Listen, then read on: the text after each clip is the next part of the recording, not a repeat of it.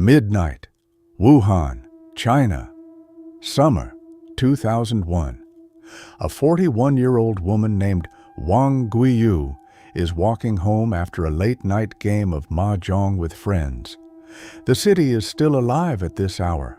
Food stalls are open, motorcycles are weaving through traffic, groups of men are sitting outside apartment buildings drinking tea in the heat. It feels safe. It looks safe. She takes the same route she always takes, past the night market, left down Jingshui Street, through the narrow alley that cuts 2 minutes off her walk. She reaches the metal gate of her building, pushes it open, steps inside. Someone hits her from behind with a brick. She goes down. She screams. She turns and looks up. A young man stands over her, and before she can process what is happening, he drives a knife into her chest. Once, twice, 7 times in total. Neighbors in the floors above hear the screaming. Lights turn on. Faces appear in windows. Nobody comes down. The man pulls the knife free, steps over her body, and walks back through the gate into the alley. By the time anyone reached her, Wang Guiyu was dead. The next night, another woman, 20 years old. She had arrived in Wuhan just 3 weeks earlier, traveling from Hunan province with almost nothing, chasing the same dream that had brought millions of young migrants to this city. She found work washing dishes at a night market stall. She finished her shift at 3 in the morning, the way she did every night, and walked back to the cheap apartment she shared with co-workers. She had almost made it. Her body was found on the staircase of her own building at dawn. 38 stab wounds. Whatever she had in her pockets was gone. 2 nights, 2 women, same district, same darkness, same method, and the terrifying truth, this was not the beginning. This man had already killed 9 women in another city before he ever set foot in Wuhan.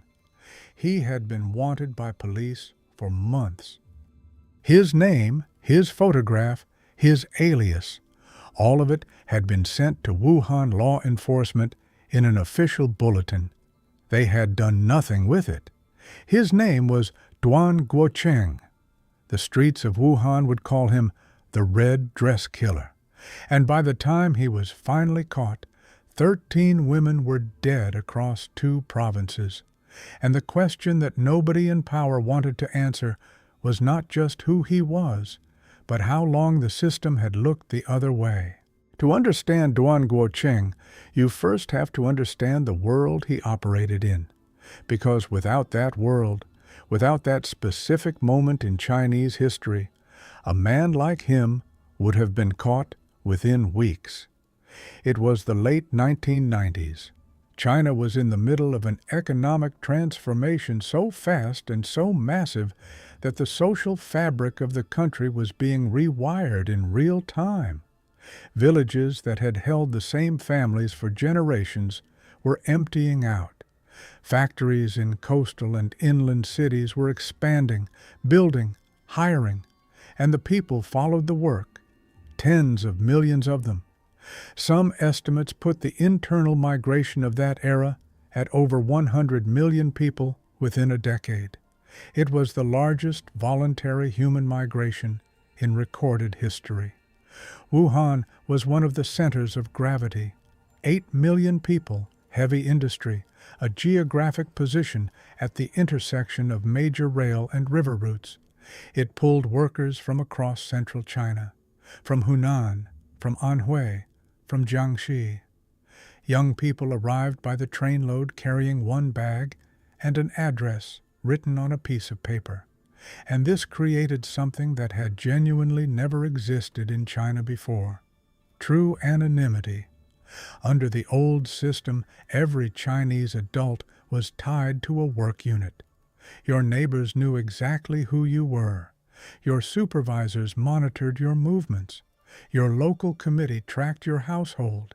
If someone stole a bicycle from a courtyard, it was a community event because everybody knew everybody. Social control was so dense that it functioned as an informal surveillance network across the entire country. That system was crumbling by the late 1990s. The work units were dissolving. The old neighborhood committees had lost their authority, and the cities were being flooded with strangers, people who knew no one, rented rooms from landlords who asked no questions, worked night shifts alongside dozens of people whose last names they didn't know. A man could check into a guest house in Wuhan for $5 a night under a false name, pay in cash, and be completely invisible in a city of 8 million people.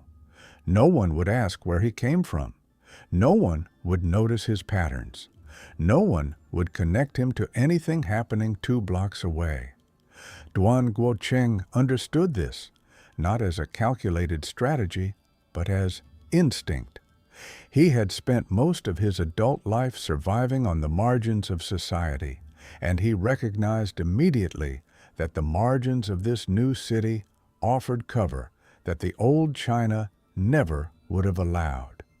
Beijing criminologist Wang Dazhong, one of China's leading experts on violent crime at the time, watched the statistics changing throughout the 1990s and reached a conclusion that was uncomfortable for authorities to acknowledge.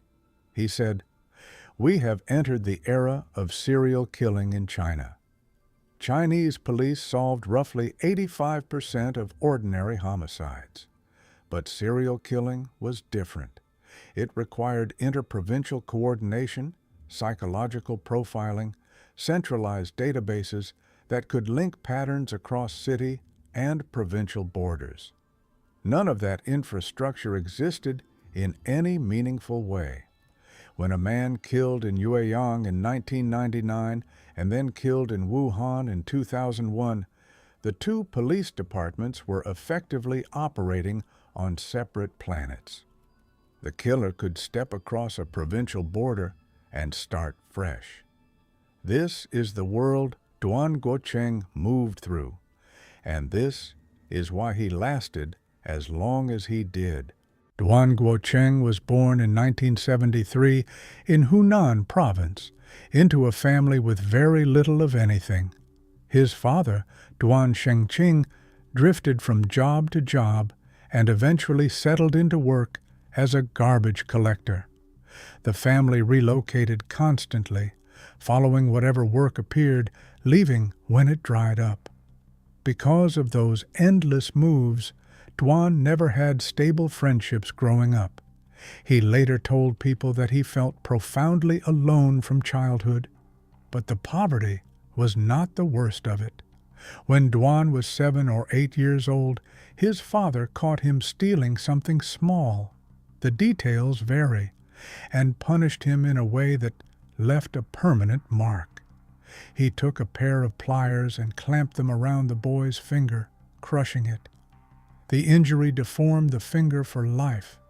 This was not discipline.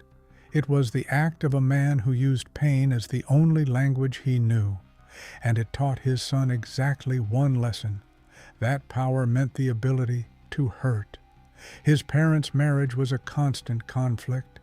They rarely sat at the same table. His mother, Hu Yunxiang, was the opposite of his father in every way she could be: attentive, protective, devoted to her youngest child. Duan confided in her. He told her when he was angry, when he felt disrespected, when women rejected him. She absorbed his frustration without judgment. She was the one person in his life he trusted without reservation, and he carried enormous contempt for his father, contempt that was not hidden. His father later recalled Duan looking at him and saying, "Other fathers earn money. You can't read, you can't do anything." These words were remembered because they were said more than once, and because they revealed how Duan measured the world from the beginning, in power, in dominance, in the ability to take rather than wait. At 13 years old, Duan was arrested for a series of residential break-ins. He was sentenced to a juvenile correctional facility where he spent the next 7 years, his entire adolescence, behind bars. The years when most people are building friendships, learning who they are, navigating the world, passed inside an institution. When he was released, his father managed to find him a job, a real one, several hundred yuan a month, which by the standards of rural Hunan at the time was a livable wage. Duan held it briefly, then he quit. He went back to robbery. He went back to the only identity he had ever built, supplemented now by alcohol, drugs, and visits to street prostitutes. The job, the one lifeline his father managed to offer, was discarded without hesitation. The second arrest came quickly. Armed robbery, another 5 years in prison, 2 sentences, more than a decade inside correctional facilities in total. He emerged with no meaningful path forward, no relationships outside his family, and a sense of grievance that had been fermenting for years without any release. He went back to robbing people. It was the only thing he was practiced at. But something happened during one of those attacks that changed everything. During an assault, he noticed his own reaction to his victim's screaming, the panic, the helplessness, the sound of someone completely at his mercy. It didn't produce guilt or hesitation. It produced something closer to satisfaction, a kind of power that stealing objects had never given him. That moment was the threshold. From that point forward, the violence became the point, not the money, the control, the fear he could produce. The robbery was just the cover. He began selecting victims with increasing deliberateness.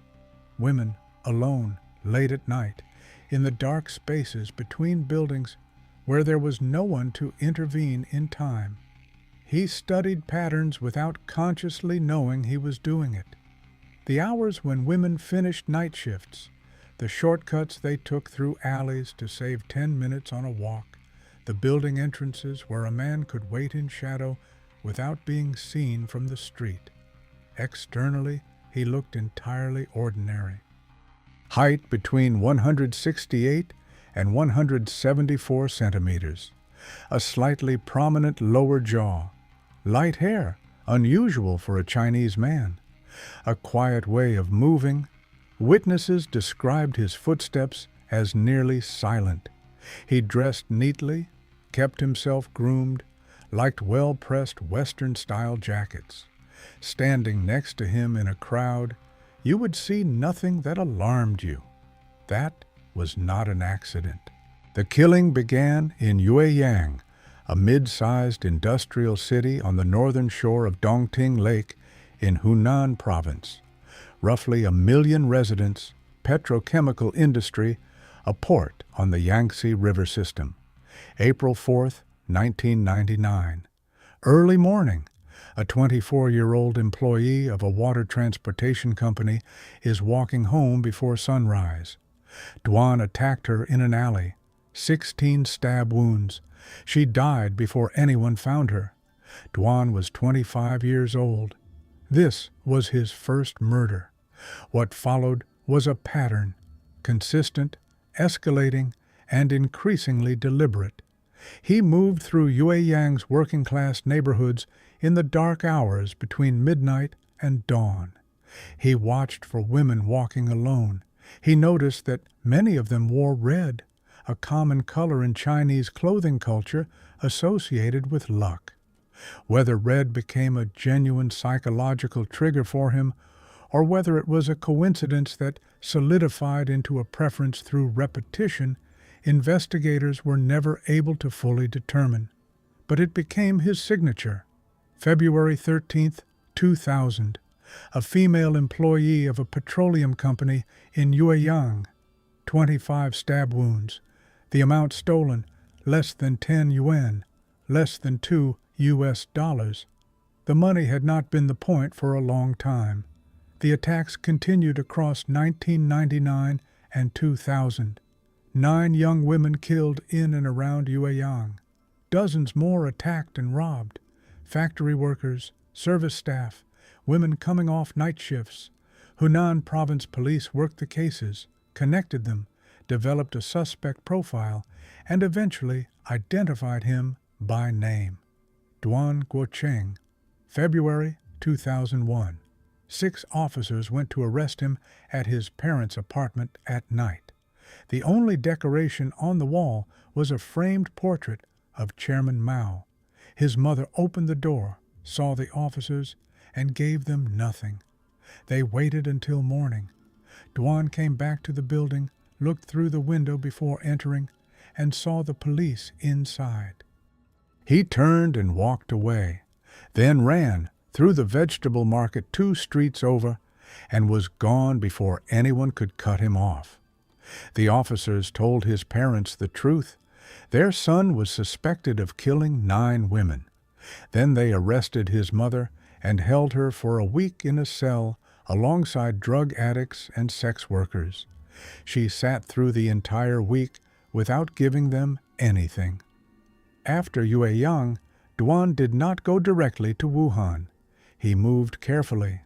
First, south to Guangzhou, where a former prison contact helped him obtain forged identity documents in the name Hu Cheng, his mother's surname, the only person he still trusted.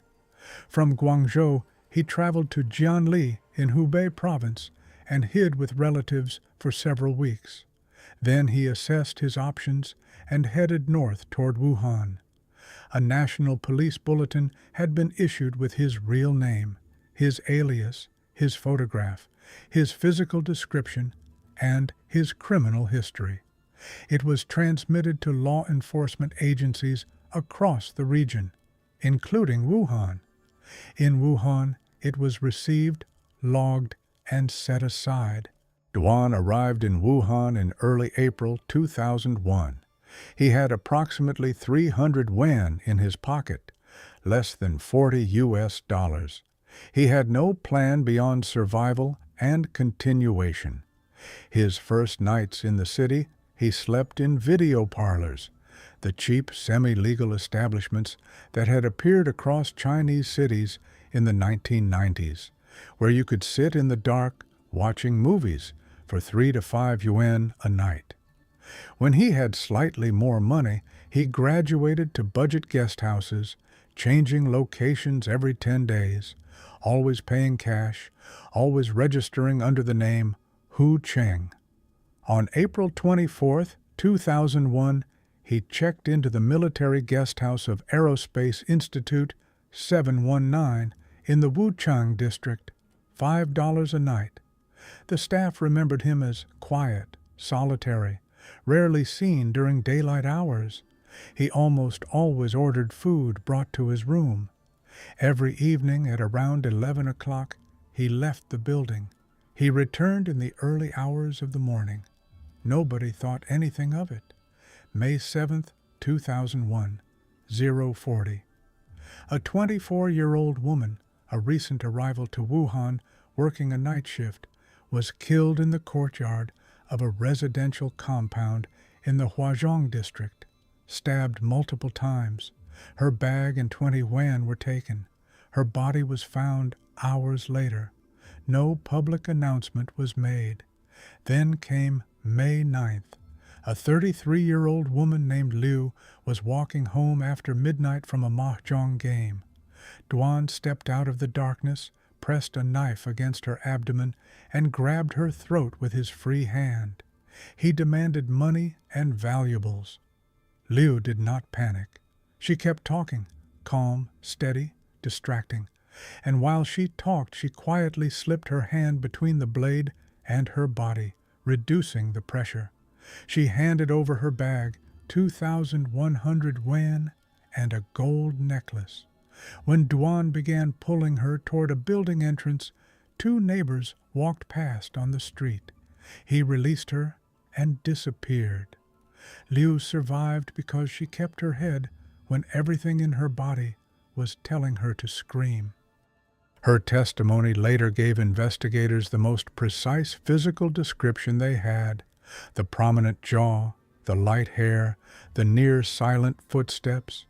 Then June arrived and the pattern accelerated into something the city had never seen.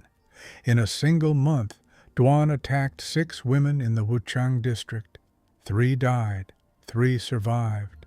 All attacks happened between midnight and 4 in the morning, all within a few blocks of each other, all within walking distance of the guest house where he slept.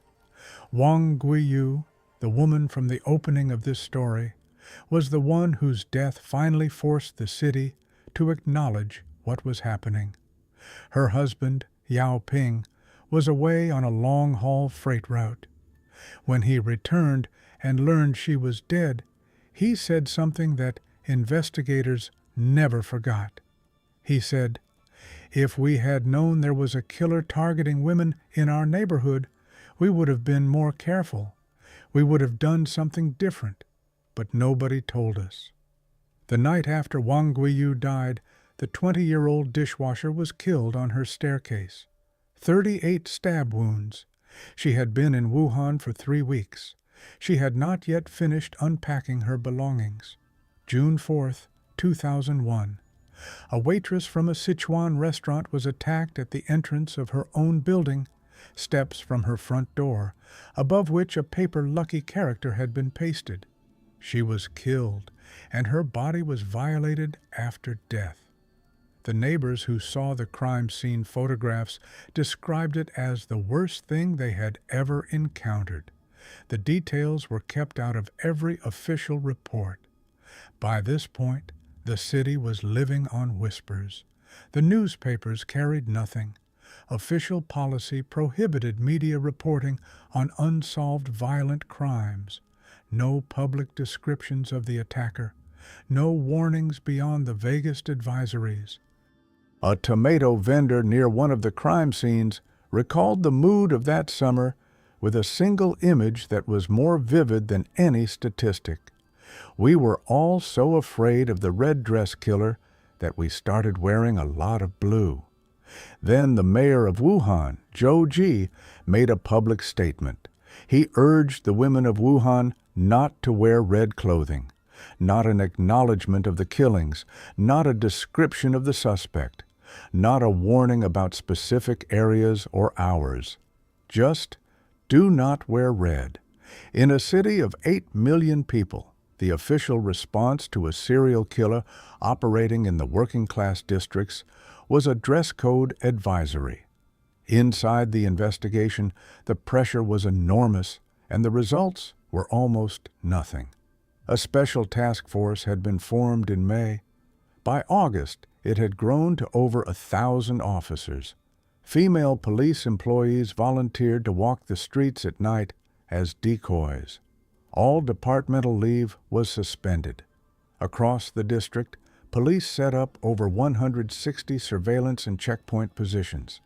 A sculptor from the Wuhan Institute of Fine Arts was commissioned to produce a 3-dimensional bust of the suspect based on witness descriptions.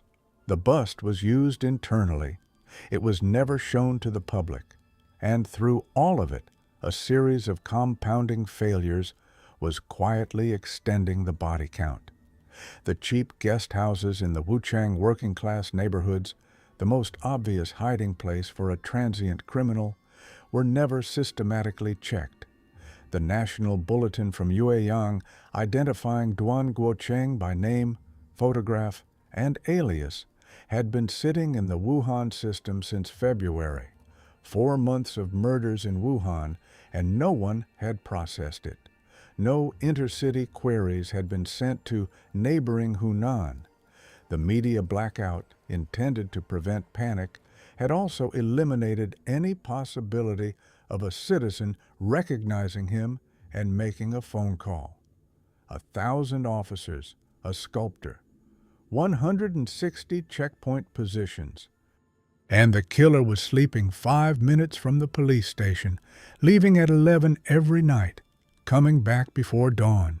August 10th, 2001, 4 months after the first Wuhan murder.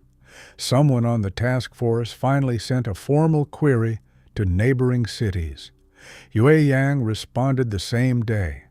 They transmitted everything: Duan Guocheng's full name, date of birth, criminal history, physical description, and the alias Hu Cheng. The file that had been sitting ignored in the Wuhan system since February was suddenly the most important document in the building. The task force began cross-referencing guest house registration records across Wuchang. It took 3 days. On August 13th, a match came back. A guest registered under the name Hu Cheng was currently staying at the military guest house of Aerospace Institute 719, a budget facility in Wuchang, a few minutes' walk from Inspector Zhang Dehua's own police station. He had checked in on April 24th.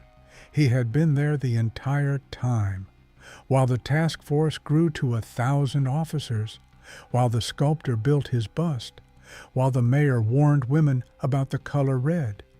Duan Guocheng had been sleeping down the street. August 13th, 2001, evening. Inspector Zhang Dehua and 2 officers went to the room.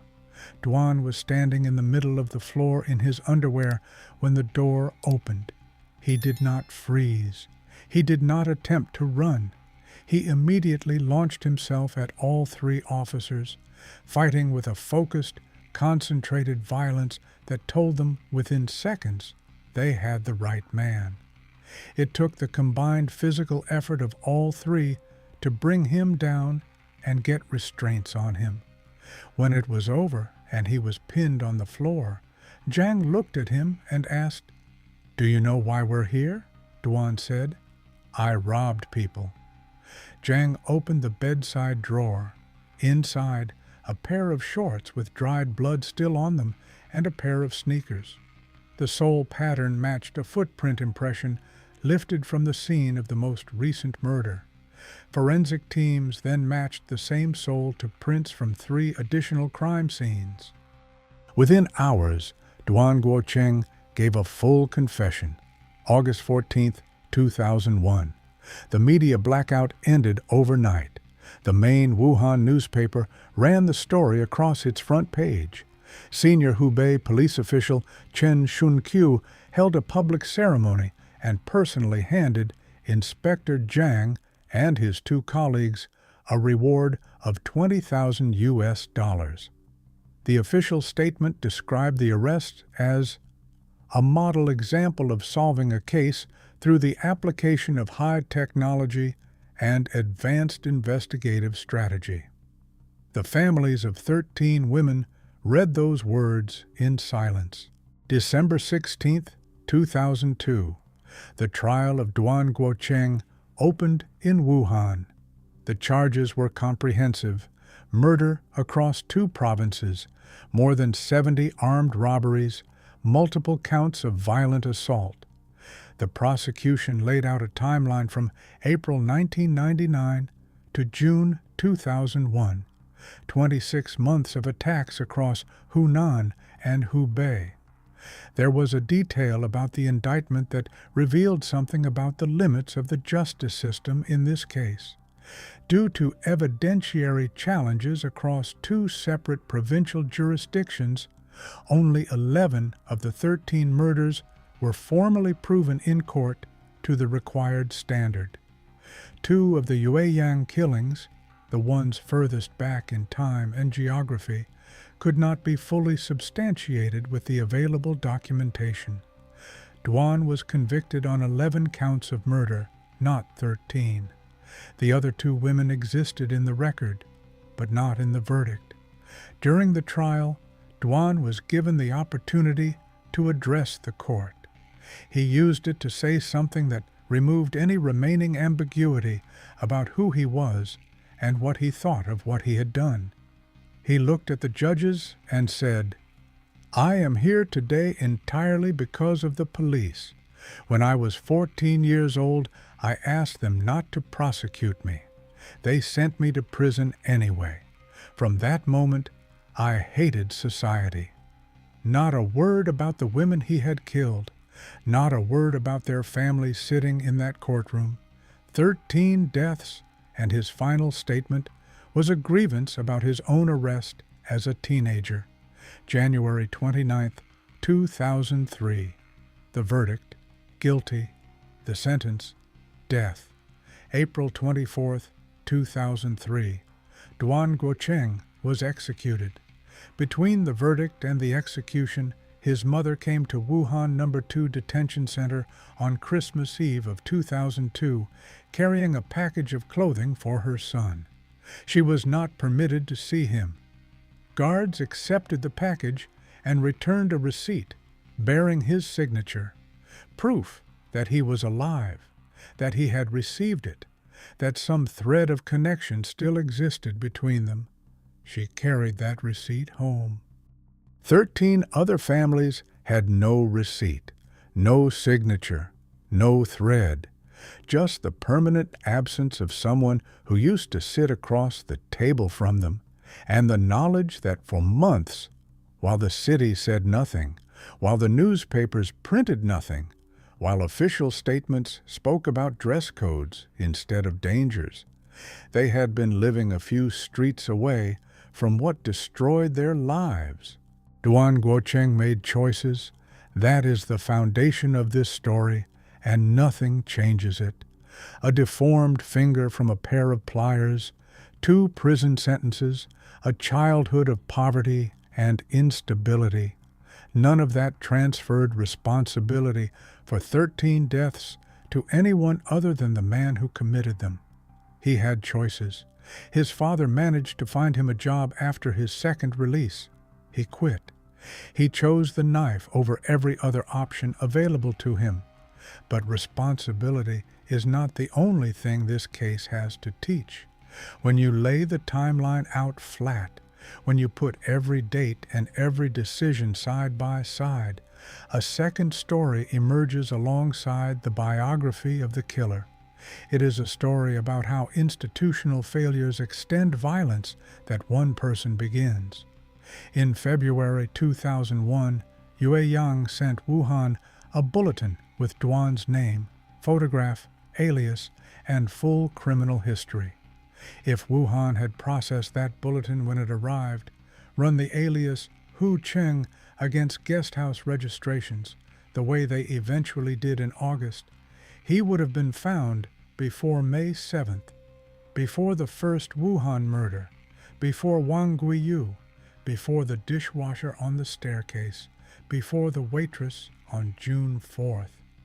At minimum, 4 of the 13 deaths would not have happened. The cheap guest houses in the working-class neighborhoods, the most obvious places for a transient criminal to hide, were never checked in 4 months of investigation. The bust of the suspect, commissioned at significant expense and effort, was never shown to the public.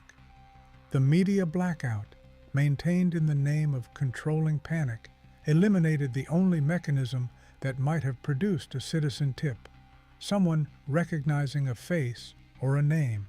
1,000 officers, a sculptor, 160 checkpoints, and the answer was a 3-day database search that anyone could have done in February.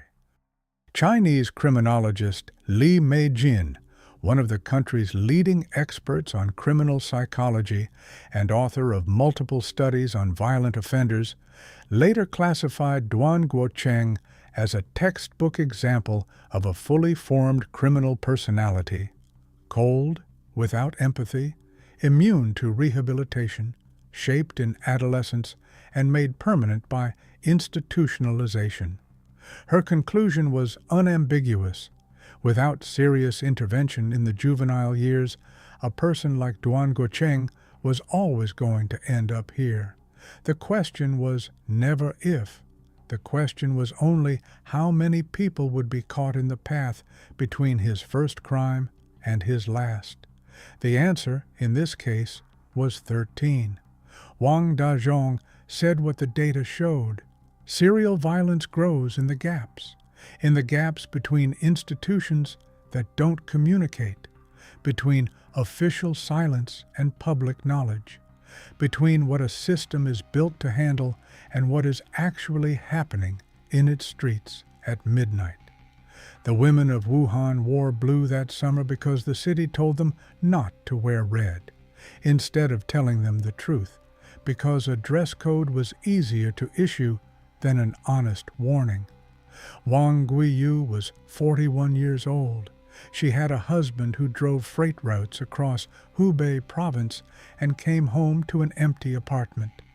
The 20-year-old dishwasher had been in the city for 3 weeks. She was still figuring out which bus to take to work.